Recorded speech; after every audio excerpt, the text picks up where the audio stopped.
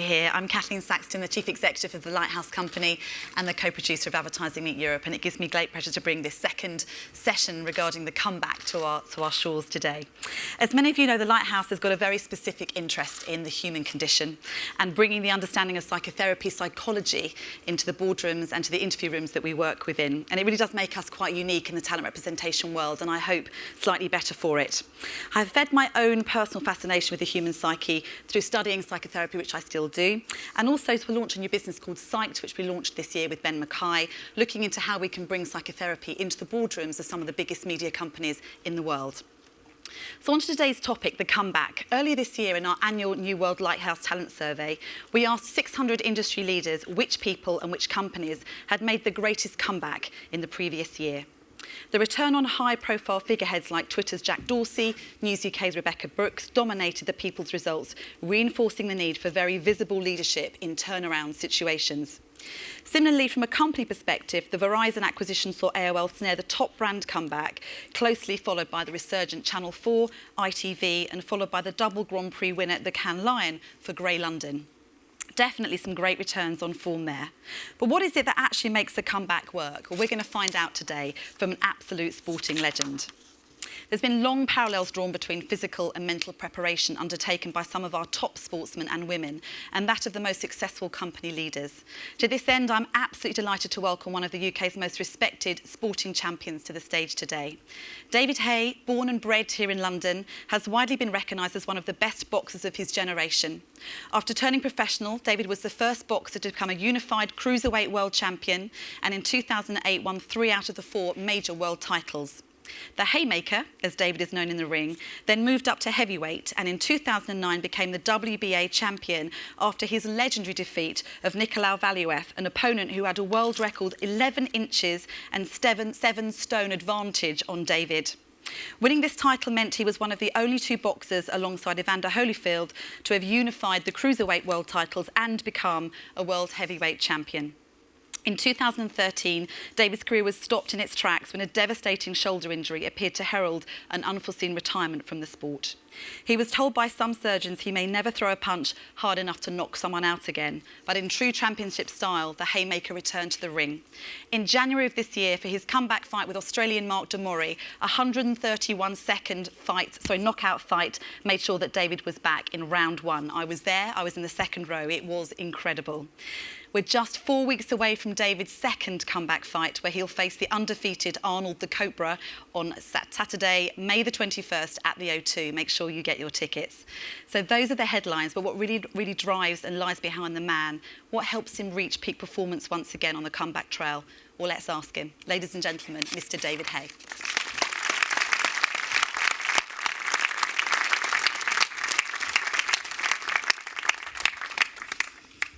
Hey. He's just come from a training session where I think he's gone 10 rounds with God knows who. So yeah, you might notice some damage, a little bit of damage on the face. That was from getting punched in it repeatedly this afternoon. So you said it's face training. I quite like the sound of that. Yeah, with box sounds crazy, but with boxing, it's just the equivalent of one of you guys going into the woods and start chopping for half an hour a bit of wood. The axe will cause calluses on your hand and it'll probably blister. Same sort of thing happens with your face when you first start getting punched. So you need to get punched a little bit to toughen the skin around your eyes and nose, so it builds a kind of not a callus, but it toughens the skin up. So when you go into a fight and get hit, the likelihood is you don't get cut. So there's a method to my punch-drunk madness. Rather you than me. Yeah. We have a couple of signed boxing gloves from David, so we're going to come to the floor right at the end of the session when we have some time. So if you can think of a cracking question, David will decide if it's good enough to win a boxing glove or not. So get your questions prepared. David, we love to start at the Lighthouse back with right at the beginning. Okay. We love to ask, where was home? What did Mum and Dad do? I know we had Jane and Darren, your parents. Yep. You're a middle child. Tell us a bit about home. What was it like? Home was great. I had a very loving family. Mother and father both worked. They both worked very hard, long hours. I was the middle of 3. I got a younger brother and older sister. My father was a panel beater sprayer, so he used to leave early in the morning, probably 7 o'clock, and he wouldn't get home until 10 p.m. So I didn't see him that much, but he was at work, making ends meet. My mother works and still works in the library. So in South Bank University, she's there. She loves it. She just wants to get out of the house away from my dad, to be honest. So, yeah, I had a great upbringing. You know, I grew up in Bermondsey. I, like most kids, you have scraps, and it's not. Everyone says Bermondsey is a tough area. It was okay. You know, I never really had a lot of problems. What I did have is a very good, healthy support team in regards to my family. No matter what I would have wanted to be or wanted to achieve, my family, my mother and father said, you can do whatever you want as long as you're the best at it. Yeah. Plain and simple. If I was to do a cross country and come second, I'd be embarrassed about that. And it was always about being first, about winning, and there's no prize for second place. No one's patting on the back. Oh, you had a good go. You're a loser. So you need to find a way so you can win. And that normally came with hard work. So I learned from an early age. I started competing as a boxer when I was 10 years of age. Mm-hmm. So I did martial arts before that. My father was a martial arts instructor on the side as well. So I had the whole martial arts, Jackie Chan, Bruce Lee, playing constantly in the living room, doing all snake fist and all this fun stuff with my brothers. But I had a really happy, healthy childhood, A mixed culture, right? We've got Jamaican and British. Yeah, my father was from Jamaica. He came to the UK when he was 12 years old. My mother's English, she's white English, and it worked out fine. The way I saw it, I had the best of both, nationalities. And I lived in a 2-bedroom flat. Me, my brother, mum and dad, dog. An 18th floor. No garden. So when you're on the outside, it doesn't look that great, but I had a lot of love. I was very fortunate. I think I was actually the only kid in my class at one stage that actually had a father. Wow. In the home. So it's an interesting sort of interesting thing to see where I've come from. Having an extra bit of support, I definitely believe it really makes a difference having a father there. Yeah. Particularly someone who's a good role model. My father's a great role model. He's big. He's a very physical person. Yeah. And my role models growing up were Linford Christie and Muhammad Ali, and all big, or Nigel Benn or Frank Bruno, all big, powerful men who achieved greatness. So I saw my dad as that as well, and I wanted to be that big, powerful, dominating guy that I one day aspired to be. Wonderful. We'll come back to Muhammad Ali later on. What were you naturally good at school before the boxing really took hold? Very physical. I've always had a knack for being quicker and having faster reflexes than anybody else. I've never been in a situation where someone could outrun me, or a game of tag, or get beat, or football. Whatever it was, I was just always, it seemed as though I was superior, maybe because I was a little bigger than everybody else at the time. But even as I got a little older, I'd be in the gym as a 14-year-old sparring with a 30-year-old, because I was bigger than the rest of the kids. So that forced me to improve at a real fast rate. Yeah. And I believe that steep learning curve in boxing was truly an amazing thing for me, because while the other kids were fighting kids, I was fighting grown men. Yeah. And you just had to learn it, otherwise you get your head punched in, literally. Surely, even at an early age, there must have been a point where you began to sense some fear if you were fighting people that were bigger, older than you, even then? Because I went to the gym when I was 10 years old, and from that point on, I was always sparring at least teenagers, because I was just bigger than the other kids of 10 years old. So I kind of understood that, I was at a level way above the rest of the kids. But then we had to sort of dock my age and my medical card so I could fight other kids. Otherwise, I just wouldn't get any fights. Okay. And it just forced me to become a better fighter. Yeah. And in boxing, it's a tough game, even as an amateur. I love amateur boxing. I think it's great. But it is tough. It's a hard sport for a young kid to do. But it teaches them discipline. It teaches them, toughness. And it forces you to be the best possible person you can be. Yeah, our slides have gone crazy, forgive us, I think someone's figuring those out. Can you remember your first ever fight? Yeah, I can. It was at the Fitzroy Lodge gym, 1991 or something like this. I was a little whippersnapper, and I was really nervous. I remember my heart beating through my chest. This is what I've been talking about since I was a little kid. As I haven't told you, when I was 3 or 4 years of age, I used to tell everyone I'd be the heavyweight champion of the world. That's all I ever said. And when everyone said, "Oh, what are you going to be when you grow up?" Most kids say a fireman or a policeman. I said, "I'm going to be the heavyweight champion of the world." And that's all I ever said.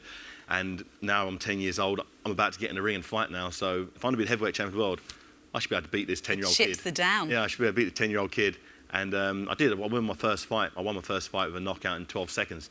So it's pretty unusual for young kids. Hardly your money's worth, is it? Yeah, but as a youngster, it was a bit scary, as youngsters don't normally knock each other out. They don't normally punch hard enough or generate enough power to knock the other fighters out. They normally just sort of punch each other with big gloves. But I somehow had this freakish, God-given punch power. What was your earliest learning in the ring? Earliest learning in the ring, it'd probably be inspiring when I sparred a good professional. I was about 16 years of age, and I sparred a guy called Howard Eastman, who was, I think, the European champion, a very good fighter. And I'd sparred other professionals prior to that and always whooped their ass, and always completely, as an amateur, that's a really strange thing, a Commonwealth or British European champion as a professional going into an amateur gym sparring a 15, 16-year-old kid, and a 6-year-old kid absolutely wiping the floor and sparring. It never happens, but I could do that, so I had this air of confidence that I could do that to anybody. And then a guy called Howard Eastman came in, a little bit smaller than myself, and I thought, a guy smaller than me, I'll punch holes in him. It didn't really work out that way for me, and I took a hell of a humbling beating that day, and it kind of knocked me down a peg and made me realise, although I'm better than 9 out of 10 of the people I get in the ring with, you can't just go out there with no respect for someone's ability and tactically get it wrong, because when the chips are down, when all's equal, the person who has the best strategy is the guy who normally wins. Yeah. Now, you're quite pretty for a boxer, might I say. Not today, I'm not. And I know that we had some charts on it, but do you ever wonder about modelling, do you worry about protecting your face? I've never really worried about it. When I was about 18 years old, a guy called Bruce Webber, a big photographer, was shooting an Abercrombie & Fitch campaign in London, and he saw me in the gym and said, "Hey, have you thought about modelling?" I was like, "No, I'm a boxer." Here's your pictures right here. Look at that. I said, "No." I said, I'm a boxer. I'm a heavyweight champion. He said, "Would you want to do some modelling?" I'm like, "No, thanks." He went, "I'll give you £500 a day to do it." I was like, "Yeah, where do I sign?" I mean, I wasn't earning any money as an amateur boxer. That would get me sort of a few pairs of new gloves and that. So I did about a week's work with him. Did a whole big Abercrombie & Fitch campaign. This was, as I was 18 years old, so a long time ago. I thought it was called Apple Crumble and Fish when he was told me about it. But it's only since then become a really big brand. I remember I was in the 1999 World Championships in Houston, Texas. I was competing, and I went to the mall, and there was massive posters of me in Abercrombie & Fitch. We didn't have it here in the UK, so I went there. I was like, "Whoa, here you are. Only 500 quid. Surely I should get more than that." Where are my royalties? Yeah.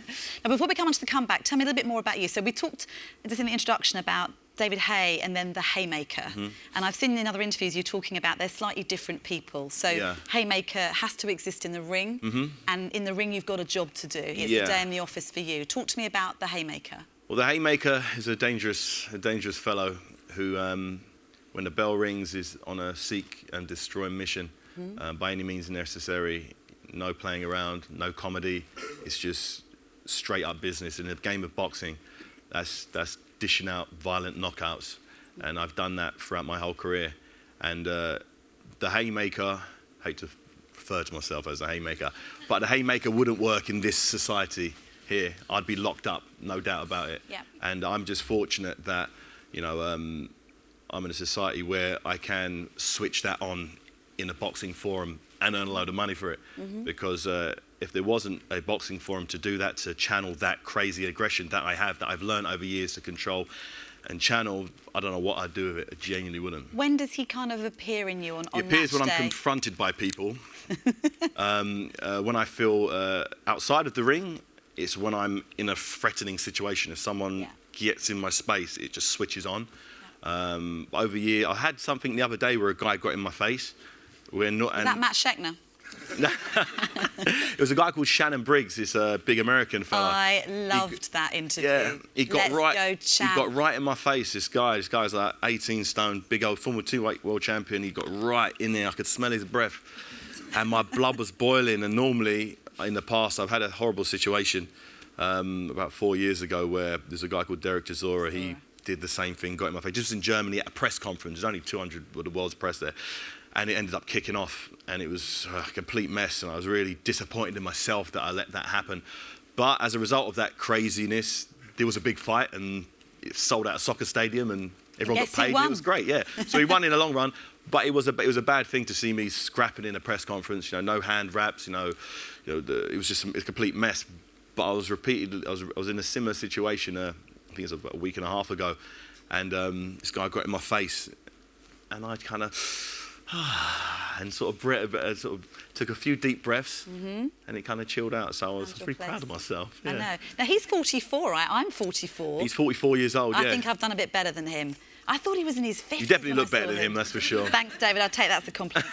Now then, tell me a little bit more about, for us sort of non-boxing, if we're not as initiated as you in boxing, what is it that you have over your opponents? What's your distinct advantage that you have? I truly believe my advantage over anyone I get in the ring with is my ability to see what they're going to do before they do it. I've got a real canny knack for avoiding big punches or clean punches, and I've never been in the ring with someone who could hit me without me seeing the shot. Unless I'm completely out of breath and knackered, if I'm fresh, I can see everything. Everything feels like it's in slow motion, and I'm really in the zone.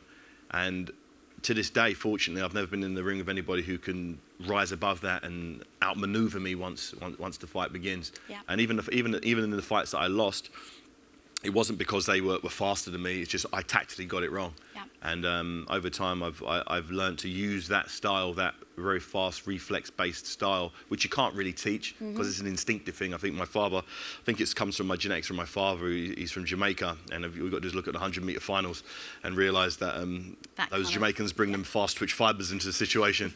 And I use that. I use every ounce of that. I train my fast twitch fibres to be as fast and explosive as possible. And not only have I got the ability to avoid shots, it's to avoid and return my bombs. So 29 fights, you've only had 2 that you've lost. One was a stoppage and one was a points, right? So never actually knocked out. No, I've never been on. In my whole life, I've never been on the floor for more than 8 seconds. What's it like to be knocked down? Because if you want to come first and not second, surely that's a bit of a knock to the pride. I tell you what it's like. The exact thing. If when you do that thing where you put the broom up and you go round and round and round and you fall over, it's exactly like that. It's like putting your head on. Was you putting a broom and you go round and round and round? The broom trick. It's like doing that for 5 minutes, then standing up, and then putting your hands up. You're going to stagger around. It's exactly like that. It just, your brain spins. You get hit on the chin or your temple, and everything just starts spinning. And no matter how tough you are and how hard you are, no matter what you do, it's very, very difficult to mask that feeling. The closest thing I've managed to figure out how to do is I do that same spinning trick. I do roly-polies, spin around. There's my head spinning, and then I do the pads after that. So I've got to then focus my energy and focus on punching. And it actually came in handy when I won the world title for the first time in 2007.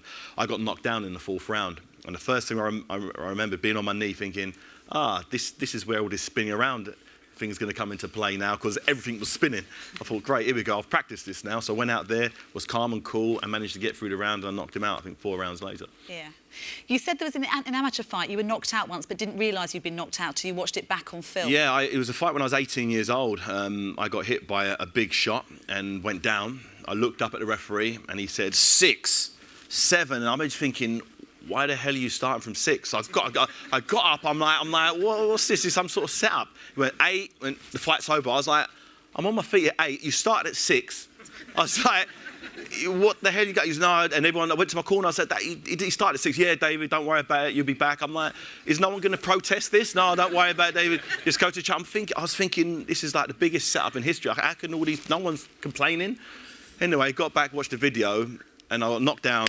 Went back, got up, fell down flat on my face again, then looked up at the referee at 6. I genuinely couldn't remember getting knocked down that first time and falling back on my face. Wow. So that was when I was 18. Then the same thing happened again when I was, I think, 23, and I got knocked down.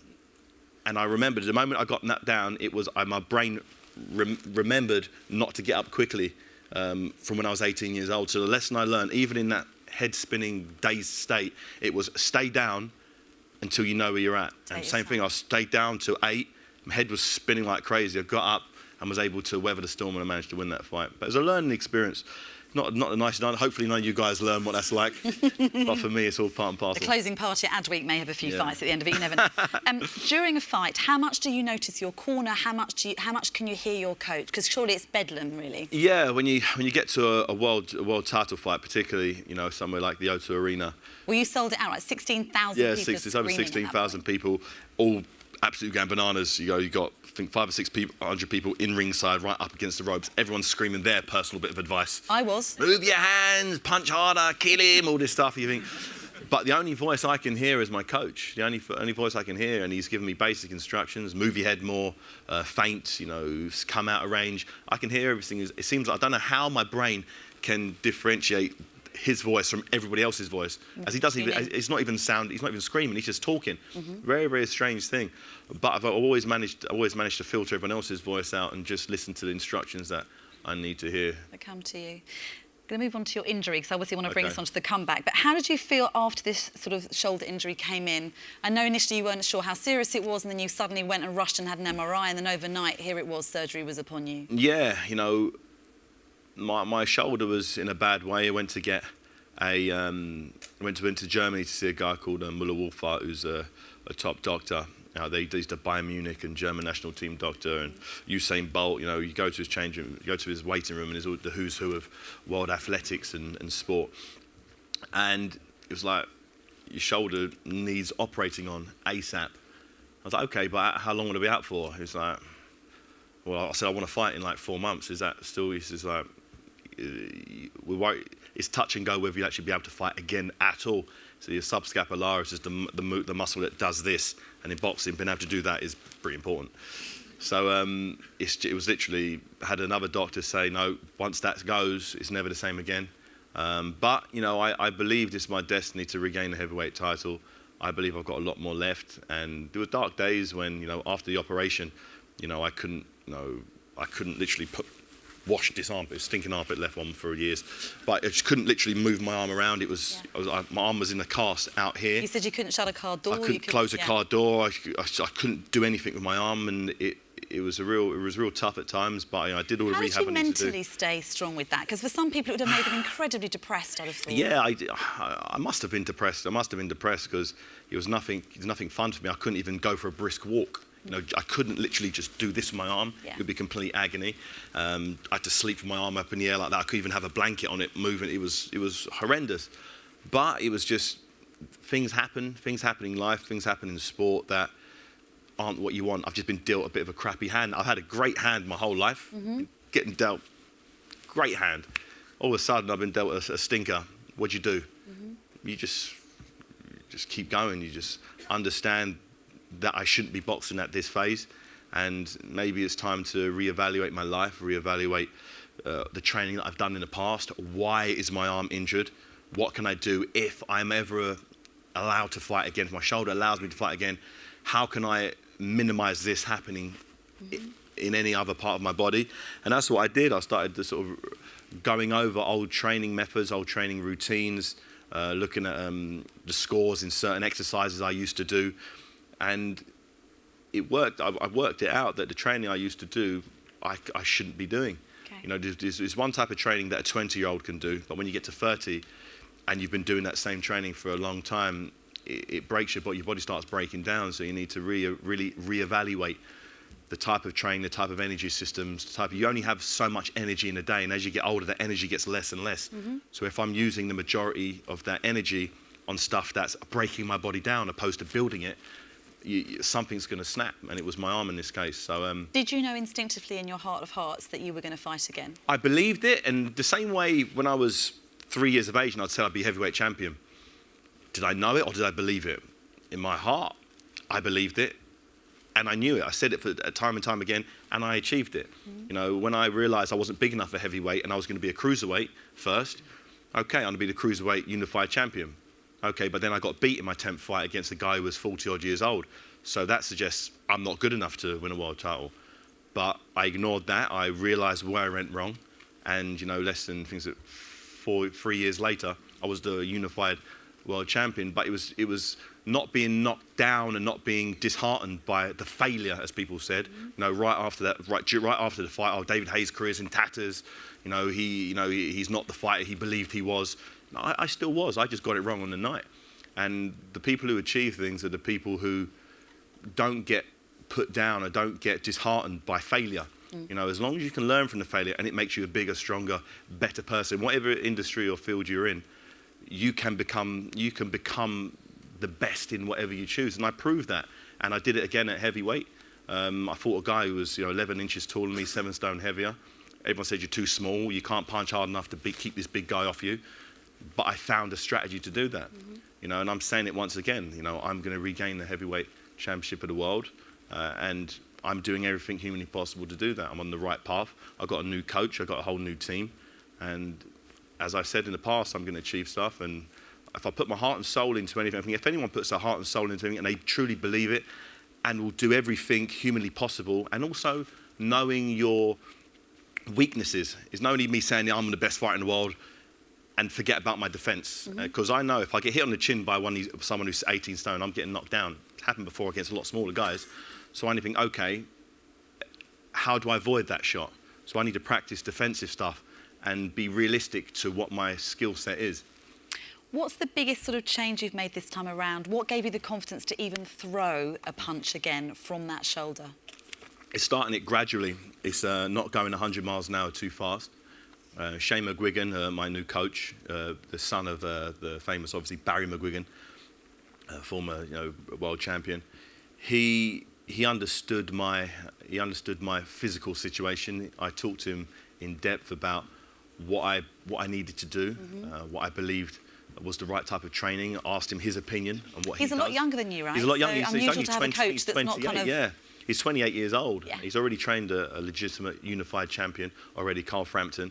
So someone so young, people say, oh, surely you should have someone a bit older. But what I find with older coaches, they seem a little bit too stuck in their ways. I've been doing this since 1928 and, Sounds like the media industry. I think we're seeing lots of that coming up in the digital leaders that we're seeing now. You need that. You need to move into the digital world. And Shane, I believe Shane is a digital version, of a boxing, a modern day boxing coach who looks at science.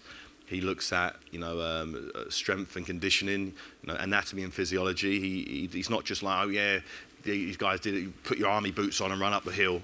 What relevance has that got to punching someone in the face? There's none.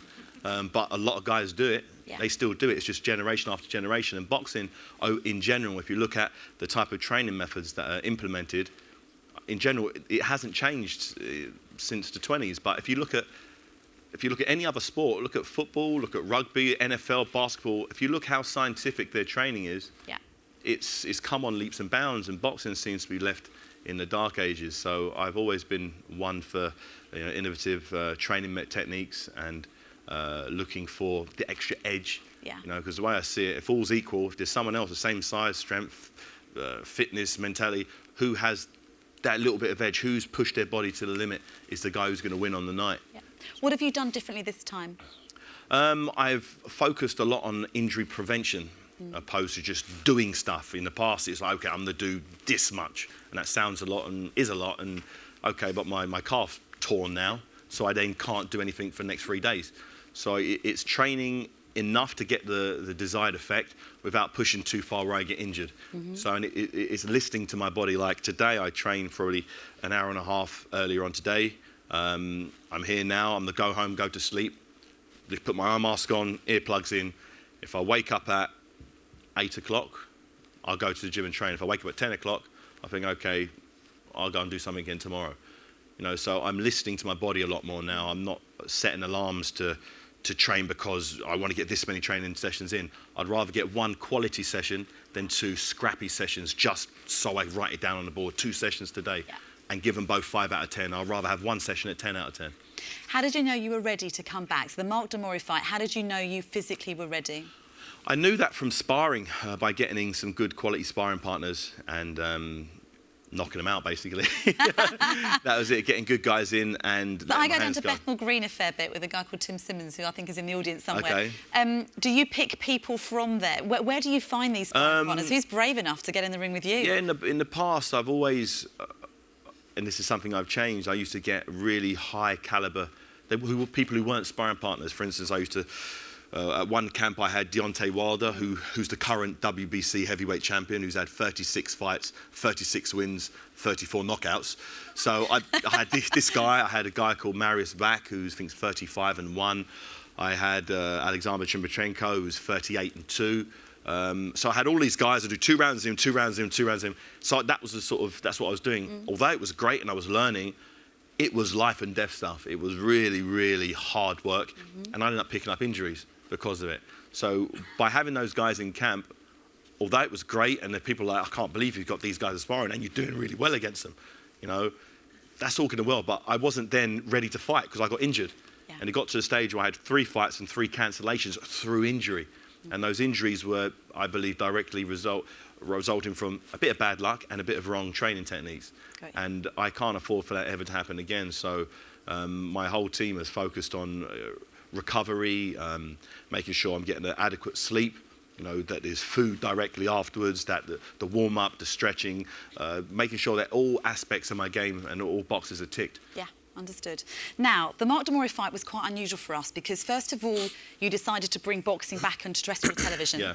And I know as a kid I watched boxing with my dad on ITV on a Saturday night and absolutely loved it. So going to Sky, obviously Sky understood a great platform, great channel, but again, and it's great for payday. Yeah. But when it comes to broadening the audience, I guess yeah. terrestrial's kind of where you want to be for the second. And obviously Dave stepped in at the last minute yeah. and did an incredible job. Yeah, you know, my last, I think, 12 years, my last 12 years of my professional game have all been, prior to my last fight, on a pay prescription basis. So you either had to have Sky Sports or then Sky Sports pay-per-view, or Setanta Sports was another subscription channel, Box Nation was another subscription channel. So I was only being accessed by people who paid for the subscription. I bet less than 10% of you guys in here, if that, actually paid for one of these subscription channels. So I wasn't being accessed but to the masses, you know. So I was achieving great things in the sport, and I was getting, for instance, for the Value World title fight, Klitschko, Audley Harrison, World title defense, I was getting around 1 million people to spend 20 quid to watch me. And when you tally that up, although not many people are watching me, it's okay, I'm getting paid. Yeah. And but it gets to a stage where you get to your career, it's like, okay, I want the masses to see, you know, because big brands and big companies, although it's a big achievement, you might get a few articles in the back pages, who's seeing it? And for me, it was to do something different with this comeback and to make it accessible to the masses. You know, my last fight was screened on Dave, the channel of witty banter, I think they call it. The chief operating officer is in the audience. No way. I can see them, yes. Good stuff. They hadn't showed any sport before, any live sport, and people at first were like, why is David Haye fighting on Dave? You know, how the great fallen. He used to be on pay-per-view on Sky, who are just these massive conglomerate, and now he's fighting on Dave. I was like, well, everyone can access it. Absolutely. Everyone has Dave, everyone has a free view channel, everyone can watch it. And it was an amazing success. You know, we got, you know, over 3 million people tuned in. And it's the highest ever audience. Yeah, it's one of the highest ever audience. And if you work out to Anthony Joshua, weekend before last, he fought for the heavyweight championship of the world and won it. Only around 400,000 people saw that. So if you look at that, and then my comeback fight against an unknown opponent who hadn't lost in 11 years, who got knocked out in 1 round. He was terrifying to look at, by the way. He terrified me from the second row. He looked horrible, didn't he? In what sense? He just looked so aggressive. I know, he had that Mohican look going on.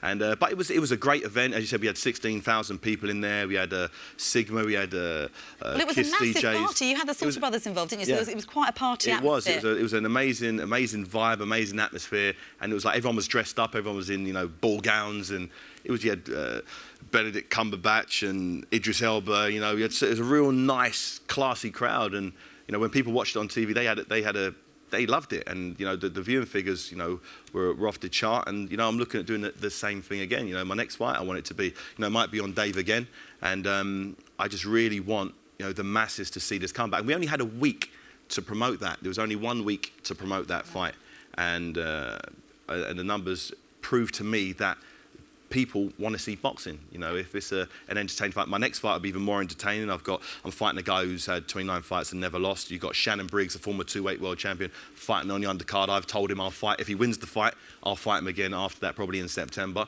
You know, we got a guy, Sheikh Fayed Al Thani, who's a member of the royal family of Qatar. He's a genuine sheikh of the royal family of Qatar, genuinely, and he's having his first pro fight on the bill. So that's big stuff. We've got a load of unbeaten young fighters.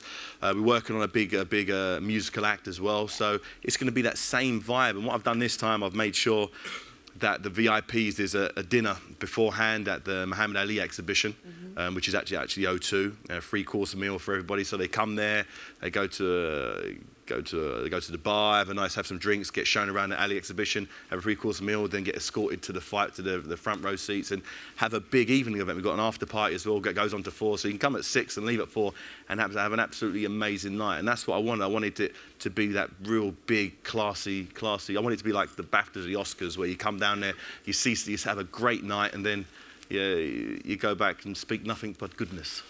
Let's see what happens. You were definitely on your way the last time, for sure. It helps if I win as well, by the way. That would be great. We're very much focusing on the after party, and I've got to beat this unbeaten guy. Let's get serious about getting these title fights. I know how much you want that, and I know to some degree you're on the clock. You're on a body clock to some degree, right? You're 36 in October. I am. Thanks for saying it that way round. I'm a lot older than you, so it's all right. 35 now. 35 to sound better. So. Now, last night, by all accounts, there was an interview with Eddie Hearn. And he said that Anthony Joshua, who's speaking here tomorrow, by the way, for ESPN, Anthony Joshua, he said he doesn't want him to fight you next. He wants him to fight Tyson Fury because he thinks you're more dangerous than Tyson Fury. How do you feel about that? That makes perfect sense. Tyson Fury is an easier fight. I get it. I get it.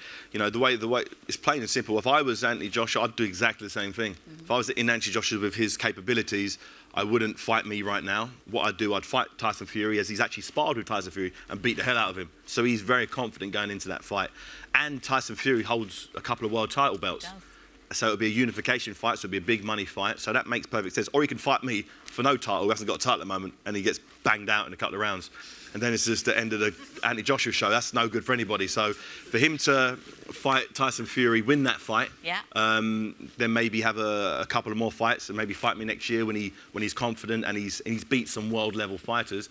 As of today, he fought his last fight against a guy called Charles Martin, who was undefeated at the time. No one really knew too much about him, but he got knocked out about throwing a punch back. And we're not sure whether Anthony Joshua was amazing or Charles Martin was terrible. We don't really know that because the guy never threw any punches. But over the next couple of fights, we'll be able to see, what Anthony Joshua's made of. I believe he's the real deal. I'd love the opportunity. A lot of respect for him, haven't you? Yeah, I've seen him come through the amateurs. No one goes and wins the Olympic gold medal, comes and has 16 fights, 16 knockouts, and wins the IBF world title. Regardless of who he had to beat to get that title, on paper and in reality, he's done great things. And I've been supporting him from the start, as I've always hoped that I had this big, British nemesis that's gonna, that we're gonna collide. And they're talking about possibly next year. For me, that's fine. I've got this year pretty much tied up with this guy, the Cobra, and then Shannon Briggs. So I'm busy this year. So next year, hopefully, he wins all these fights, and then we can have probably one of the biggest all-British world title fights in boxing history. How incredible would that be? Who else would you like to fight if they would allow it to happen? I think Joshua's the biggest fight out there. You've got Tyson Fury, makes a lot of noise, but I don't, some of the stuff he says, I wouldn't really want to give him the forum or the platform to just keep speaking his foolishness. We could sit him in here with Bernie Ecclestone. I think the previous session may have been quite a good showdown. He makes Bernie look like a saint. He really does. Seriously, what's this? What did you say? Women belong in the kitchen or on their back. That was one of his quotes. I was like, oh, nice one, Tyson. But your wife loves that. And what did he say? Paedophiles and homosexuals are in the same. He considers them the same. I'm like, oh. Why are you saying this stuff? Like, what's that got to do with you having a boxing match with another man? Yeah. Honestly, why? But these are the things he continuously says, and it's just like. Will you fight him? I don't want to fight him. I had 2 fights scheduled with him, and I got injured twice. I think it was the powers that be. The man upstairs was saying, "You don't give this guy a payday. Genuinely, I don't think he deserves it." But he went over to Germany and beat Vladimir Klitschko, so you've got to give him credit there. He's got a rematch scheduled for him. So if he can beat Vladimir Klitschko, he said he would never fight me. He said, even if I become the mandatory for one of his titles, which means he has to fight me or he gives the belt up, he said he'd rather give the belt up. Wow. So I just don't see that fight ever happening. I'm actually quite happy about that. OK. Now, you mentioned Muhammad Ali earlier in the actual exhibition at the O2. Yeah. I know that you're really campaigning at the second. Yeah, Muhammad Ali. Have a knighthood. Muhammad Ali's, for me, one of the greatest human beings ever to grace the face of the earth. He's done so much for sort of race relations and boxing as a sport, which I love. Obviously, been a huge fan of his. I don't know anything else he could have done that he hasn't done, but he's got a brilliant exhibition celebrating his life in the ring and outside it at the O2 Arena. And, you know, I thought, you know, there's an opportunity, he's probably going to come over for that. So I thought, if Ali does come over, what better could the UK do than honour a great man with our highest honour, which is an honorary knighthood. You know, Steven Spielberg's got one, Bono's got one, Pele's got one, you know, Ali, So we can all campaign, right? So we can go to change.org, yeah. I believe it is, It is, and you can just sign up there. It takes about 30 seconds. I think we've got 25,000 people. Boris Johnson's agreed that he believes it's a really great thing. I got a letter back from 10 Downing Street saying Cameron's going to look into it and get back to me. So, you know, gone pretty high up with it. Come on, we can do this. Surely that's another comeback. We're running out of time, so last couple of questions. Physical injury, I know I've talked to you about before, and you seem relatively relaxed about the fear that you may get injured because you're saying in the heavyweight, it's normally one sucker punch rather than you're beaten up for round after round. Obviously, the Nick Blackwell fight, I think, touched a lot of us to see. I know he's recovering, and I know he's tweeting, and he's back with it. And you've obviously offered to sort of put 10% of your earnings for your next fight to him and his family, which is very generous of you. How do you really feel about that? Is it something that's in your mind in the ring, or does it it's nothing. I be? don't. It's just one of those things that happen in a sport. You know, I understand how dangerous it is.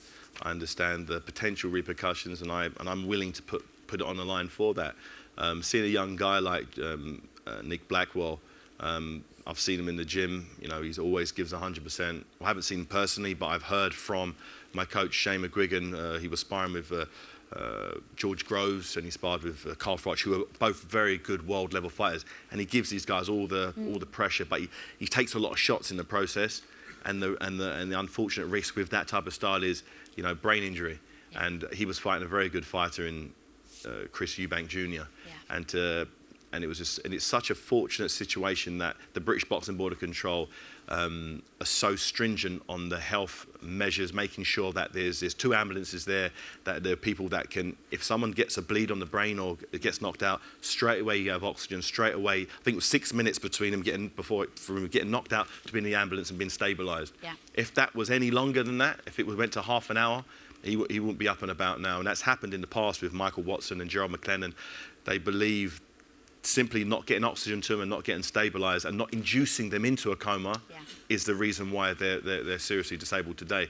And I'm just very, very happy that the British Boxing Board of Control, they're probably the pioneering boxing governing body who do, you know, regular brain checks. They make sure that, you know, how your brain is when you start is how it is. If there's any discrepancy, if there's any change in any way, shape or form, they won't license you. Yeah. And that really does minimise the fatalities and the heavy injuries. Absolutely. I'm going to come to the floor in a second, so get your questions ready. We've got probably time for only 2 questions, so whichever 2 we come to first, we'll get to. Some quick fire ones for you just now, David, really quickly. Sure. What makes you angry? Lack of success, that makes me angry, or not fulfilling potential. Being able to do something and then, whether it's me or someone else, them not finding a way to get somewhere they physically can do because they've got the wrong mindset or the wrong strategy. Last time you cried? The last time I cried, it wasn't actually long ago. What film was it? It was actually watching a film. What was it? What was the film? It was a really good film. It had me going. No, I'll tell you what it was. It was the one with Tom Hardy and Leonardo DiCaprio. Reverence. Oh, it had me going when his son, I haven't seen it.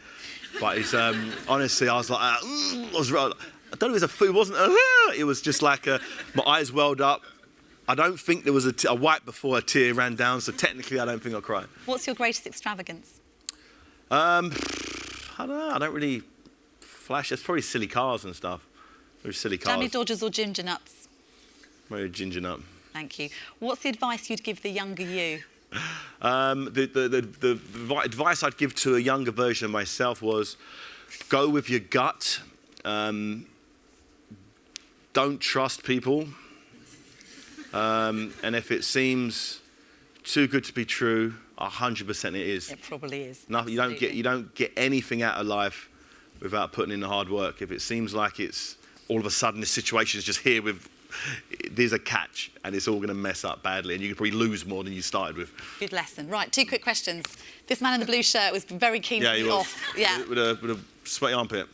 That one, yeah. I noticed that, so, yeah. Hello. So I boxed out of Fitzroy as a kid. Oh, nice one. My first fight was in Bacon's, funny enough. It was where? Bacon's? Bacon's, yeah. Which one? The one in Salter Road? The Salter Road one, yeah. Oh, nice. I went there. Vouching for earlier for what you said you always told people you'd be world champion. Yeah. I met you about 10, 15 years ago. Okay. And I said, do you think you'll be cruiserweight champion of the world? And you said, I'll be heavyweight champion of the world. The question is, you said you'd fight Joshua now. I genuinely think right now you'd beat him. Yeah. Who would you have fought from the past and why? Ah, lovely question. Obviously, being the biggest Muhammad Ali fan, I'd love to have fought Muhammad Ali.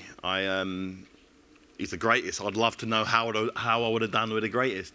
You know, I've studied his style inside and out. I'd love to know if I could have been able to land a shot on him, and I'd have loved that. You know, his elegance, the way he used to float like a butterfly and sting like a bee. For me, I'd love to compete with the best. It's like someone wanting to play with Pele or George Best. It's the same sort of thing.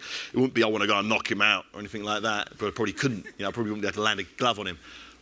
But to see the difference between myself and the greatest, that's the ultimate test. Of course. My coach is in the audience and he talks a lot about Muhammad Ali and his coaching. Okay, obviously. One last question. Right. I'm going to try and pick a girl. This lady here in the beige. Equality all the way. Okay, so my question was, if there was no such thing as boxing, what would you do? If there was no such thing as boxing, it'd be tough. I'd definitely be doing a sport. I'm an athlete. I believe I was probably an athlete or a warrior in some phase in past lives. This is what I'm designed to do. I know it. Not so much wrestling's a bit too close to another guy. No, don't sound funny. I've done jiu-jitsu and stuff like that, and it's just I don't like being smothered. And jiu-jitsu and judo and wrestling, it's very close contact. I prefer keeping someone there and hitting them from far, and not getting their sweat on me. So I'd probably obviously then I'd probably cheat and say kickboxing or something, some sort of combat sport, maybe rugby or something where I have to use my physical strength and speed, no doubt about it. You told me maybe acting as well, so that could be. That's after I finish my boxing career. I'm going to be an actor, so all the way. I need to learn to act. But I've been acting like a boxer my whole life, so I've got away with that. Dave, we're out of time, but can I just say that wasn't 15 minutes, surely. It was 50 minutes. The clock is down there and it's gone to 0. Are you serious? It was fast. Can I just say, I'm sure we all will join me in saying we wish you the very, very best of luck on the 21st of May. Thank you very much. And going forward. I can't believe you're going to fight Shannon Briggs. Come on, champ. Let's go, champ. Let's go, champ. But we look forward to seeing your unification of the heavyweight. And listen, best of luck. Thank you, Mr. David Haye. Thank you guys for listening.